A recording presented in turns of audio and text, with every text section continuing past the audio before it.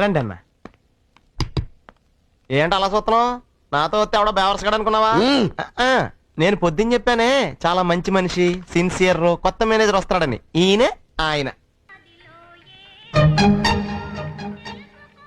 ఈడేదో పెద్ద ఎడ్యుకేటెడ్ లాగా English paper చూసేస్తున్నాడు, అందులో సినిమా బొమ్మలు చూస్తాడా?